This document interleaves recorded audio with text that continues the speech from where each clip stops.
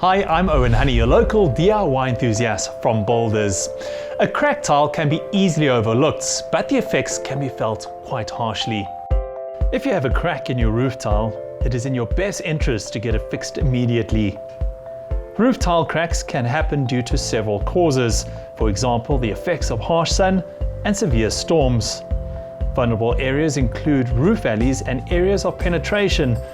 You can fix some cracks with waterproofing fiber and sealer, but the best solution is to replace the tile.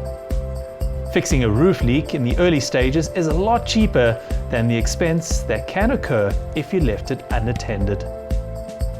Regular inspections are advised because fixing a small crack can help you avoid a big problem.